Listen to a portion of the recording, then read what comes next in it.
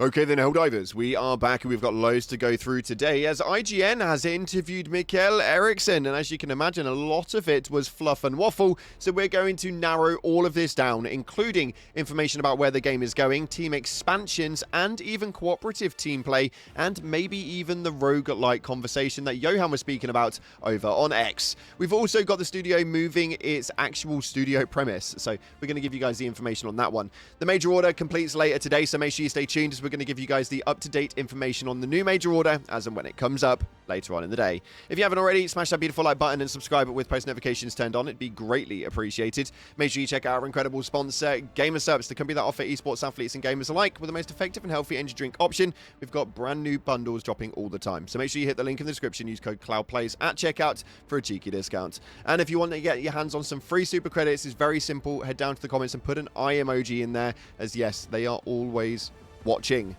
This is going to be entered in and announced in the next few days, so make sure you stay tuned. With that being said, let's dive into the game and see what's happening right now inside of Helldivers 2. So starting off, we had an interview from IGN's article writers, and this was with Mikkel Eriksson, one of the lead developers and design directors of Helldivers 2. Now, we've just moved into the machinery of oppression, so these things that do not surprise me, although this entire article, if I am completely honest with you, was absolute waffle. There was just so much in there that made this article just so completely packed out, some of which was not needed to be said, so we're going to try and condense it down to the important parts of the gameplay for you here in the video.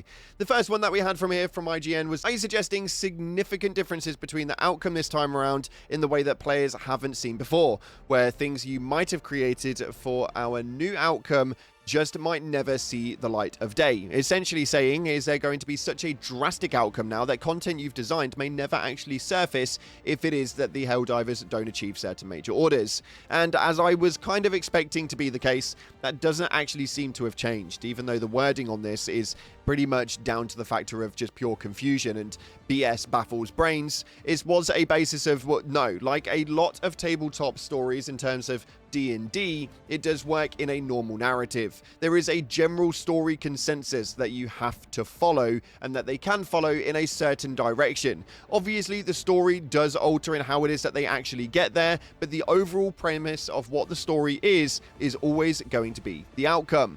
Now, obviously, this is really interesting because we've been led to believe up until this point that it has been a yin or yang area. If we do one thing, it will lead us down one narrative. If we do another thing, it will lead us down another narrative. Whereas this article response very much kind of shows the factor that the story has got an outcome.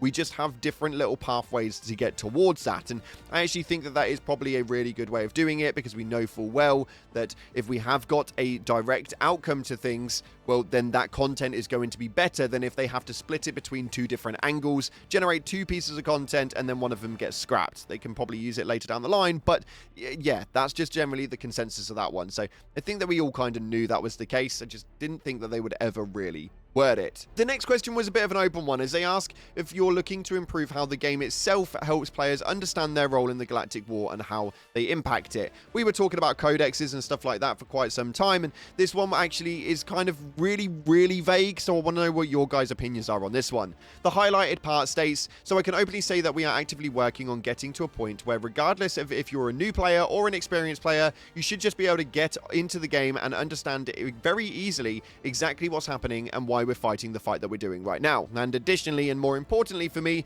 what the consequences are, or rather what's at stake. So that's something that we are actively working on, and it's one of the key things and key focuses for upcoming updates. Now, obviously, it does walk around it a lot more in terms of what the context is, the reason for things inside of the game, what it is that they need to understand, and it essentially tells me that there's not going to be much of a change in sort of like the secret sauce that Helldivers uses. The direction that it's taking is going to pretty much be exactly the same, and the complexity levels really do kind of like narrow themselves down to what you see is what you get. So I'm really interested in how it is that they're making that their key focus and how it is that they due to change that moving forward. Maybe the codexes are a thing, and maybe the galactic map is due to change, and there's going to be some updates to that one to make it easier to understand, and not having 20 dispatches, but actually having a better way of understanding the overall narrative.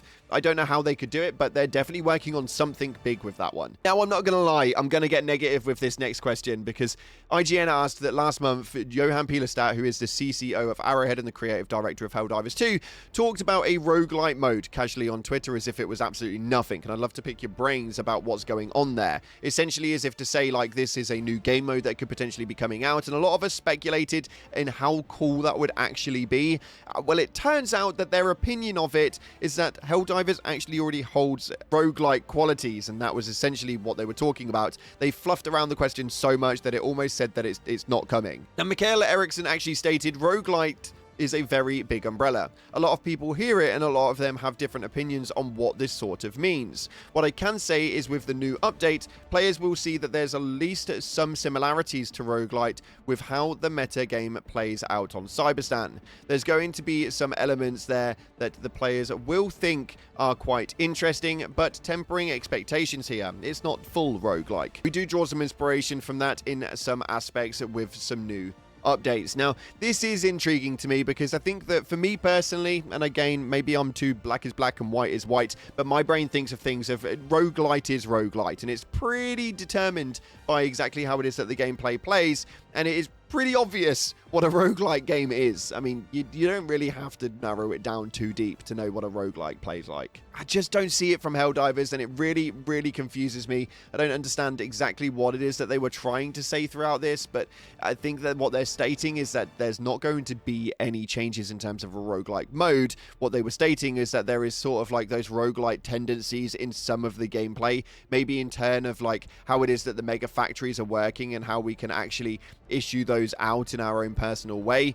I don't know, but it was a really confusing one, and one of which that I wouldn't say was really roguelike, if at all. But I want to know what your guys' opinions are on that. Let me know in the comment section below. There's no wrong opinion. Let's just get a conversation going. And then IGN asked this question right here. To bring this really long paragraph short, are we going to be able to see anything such as bigger squads, maybe 2 or 3 squads working against each other in a race almost, or having numerous squads that can then team up and work together, so different squads of 4 squadding together to make 2 separate squads of 8? That would be absolutely incredible. Is that something that could be happening when we're talking about a time period of at least 10 years? Because they were looking at a 10-year gate for Helldivers inside of this interview. It was said numerous times. Now again, they sidestepped around the question quite a lot, but this is what Mikkel Eriksson actually had to say. He stated that one of the best things about working with this game is that the cool things that you can do in this universe are kind of obvious, at least many of them are. So multiple squads working together, or even bigger squads, or way more enemies, or even more friendly NPCs by your side, such as the CF soldiers that we have in Super F cities.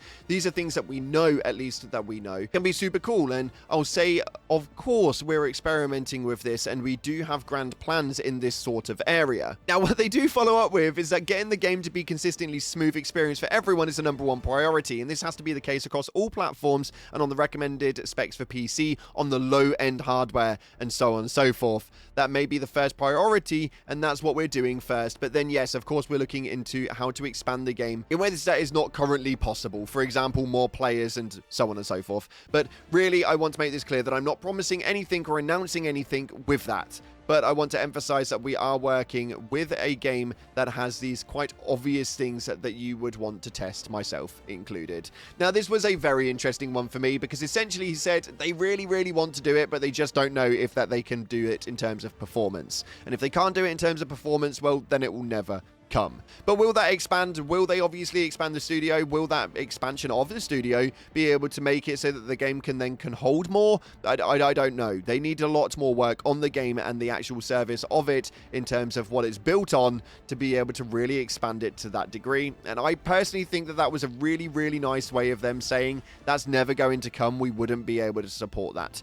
I never know, though. I could be completely wrong on that. Let me know your opinions in the comment section below. But yes, they are currently expanding out. So, at least in the studio, they've doubled down in size with that one. And they are now officially nearly moved into the office. So they're going to see what they can do in terms of being able to showcase that for us. I think that'd be pretty cool to see what it is that the game studio actually looks like. And hopefully that will mean new staff members coming in the future.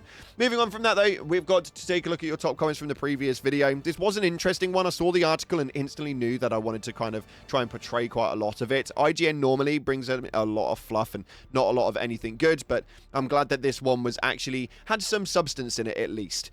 These top comments are from the previous video about the new squid strongholds, and Joel's helping hand was quite an interesting one. The first comment right here from the Long Wind states, bring out the new squid units, I want the flying chair guys. Now we obviously know that there are a lot of leaks when it comes to Helldivers 2, and just keep your options open and keep your opinions to a point where the expectations are not so high. We've just had Cyberstan. We've had the new cyborgs. I can't see them releasing any new enemies for a little while. So keep your expectations where they belong, and we should be okay. But yes, I would absolutely love to see some new Illuminate enemies. They're the only ones without a sub-faction, man.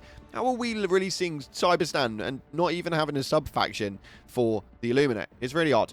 This next one right here coming from Lazis states, I honestly wanted a golden armor to go alongside the cape. I get Arrowhead is busy with magma planets and machinery of oppression, but if you just make a recolored version of an existing cape that has an armor, then the recolor of the armor set alongside it, but maybe that's just me. No, that's not just you, actually. That had 100 odd likes on that video, and I do think that I really do agree with you. We posted it up on Twitter, and it received thousands of likes on there.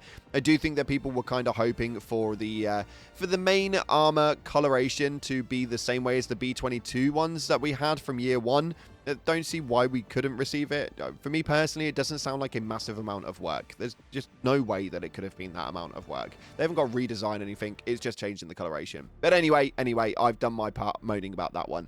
This next one coming from Sirs Mall states, I dropped into Star Kia earlier today. I didn't notice any compromised defenses. Now that is something actually that I will state. We did have a compromised defense point where they made a statement that they are dropping their borders and keeping hold of Transcendence, which is their main capital, and that's what they want to protect. So they've released a load of their reinforcements to it so that now there is a compromised defense. If you go on to there, my dude, it does not feel like a compromised defense.